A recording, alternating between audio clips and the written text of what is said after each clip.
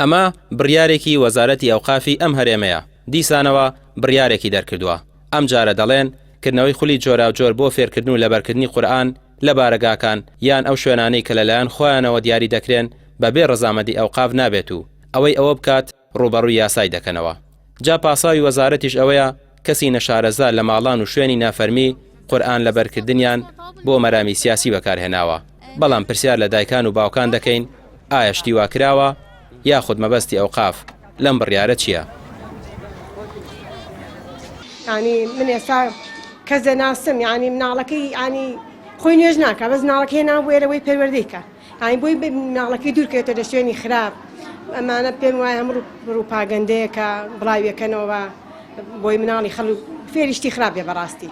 یعنی ئەگەر ئێمە بیرکەینەوانێ سەیرەکەن هەریکێک لێمە حەزەکەین تۆ من ئەو حەزەکە مناڵەکەی پەروەردەیەکی باش وەرگێ. اینجا ئەو پەروەردەی ئاینی بێ بەڕاستی چکە ئینسان کە لە ئیسلامە بوو لە دینە و بەس دین نەتوانێت ئینسان پەروەردەکە. یعنی ئەگەر دین پەروەردە نەکا ناتوانین لێک لانی کە پەروەردەبی. سیرەکەی لە هەر شوێنێکە سیرەکەی مناڵی خراپی لێیە ئەو مناڵانە کە تووشی شتی خراپە بن لە کافتریان لە سینەمان لە سەجادەکانە سوڕێنەوە. یعنی ئەم مناڵانە بەڕاستی هیچ پەروەردەیەک وەرناگرن ڕۆژانە. بە پاسایەکی سیاسی ئەزانم منکم باسیشم کردن ناڵم کادر و مەسئولەکانی خۆیان هەکەوتونەتە ئەوەی کە مناڵەکانی خۆیان هێنە ئەم جۆرە شوێنانە تاوەکو پەروەردەیەکی باش و ڕەسەن بکرێن نەوەک وەکو خۆیان کە چۆن سەر لێشەوە بوون تازە تەمەنی خۆیان بەڕێ کردووە. و الحەمدولیلا من خۆم مناڵم هەیە نەچۆتە مەکتەب بە باشترین و جوانترین شێواز فێری قورئان خوێندنەوە بووە کە جوزی عەمەی هەتانی وە زیاتریش خوێندەوە بەلەبەریش و بە شێوەیەکی ڕاست و دروست و تەجوید دەوانێ.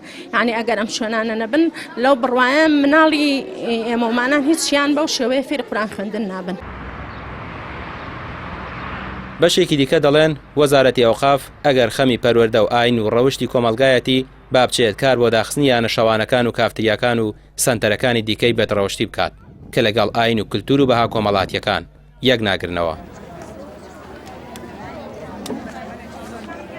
بە کۆبوونی ئەم ڕێکخراوان یاخود هەر ماڵێک کە باسی قورئانی پیرۆزی تیابێ یاخود هەر کۆڕمبەلیسێک کە ذکر و یادی خۆی گەورەی تیابێ کە خەڵکی بەرەو جوانترین و باشترین و پایەترین ئەبات بەڵام بەداخەوە بڕیارێک کە لەلایەن وەزارەتی ئەوقافەوە دەرەچێت کە بۆیە بەڕاستی ئەو دڵخۆش بووە دەستخۆشی کردا لەو شوێنانە لەو ڕێکخراوانی کە خزمەت بە کۆمەلگای کوردەواریەکەن کە فێری ئەخلاق و خۆشی جوانێکن کە فێری قسەی ڕێک و پێکێکن کە فێری ڕەوشی بەرزێکن کە فێری ڕزگرتنی دایک و باوکیانەکەن کە فێری ئەوانەکەن کە چۆن لە خێزانەکانیانە ڕۆڵ و کاریگەری خوانە بێ کە فێری ئەوانەکەن چۆن پارێزگاری لە ژینگە بکەن کە لە شوێنەکانە لەم شوێنانەی کە قوتابیان کچان گەنجان کۆبنەوە لە قورئانی پیرۆز شارەزا بن فێری چێ بن فێری ئەوە بن کە قورئان فێریانەکە ئەم دینە بۆ خزمەتکردنی کۆمەلگای فێری وەکە کە دزینەکە گەندەڵینەکە داوێن پیسینەکە بەدڕەوشتینەکە کاری خراپە و ناشیاونەکە بەڵام بەداخۆ بینین بە بڕیار کە دەرئەچێت ڕێگری ئەکات لەوەی کە ئەم دەرزانە یاخود ئەم خولانە یاخود فێربوونی قورئان کە بە مۆڵەتێکی تایبەتی بێ بەزمە پرسیارە وەزارەتی ئەوقافەکەم ئەگەر گوایە مۆڵەتت ئەوێت بۆ وەرگرتن و فێربوونی قورئانی پیرۆز ئەی مۆڵەتت داوە دیارە بۆ شوێنانی کەلاش فڕۆش و کاری خراپی تیاکرێ بۆی بە ئارزوی خوانی کار و کردارەکەن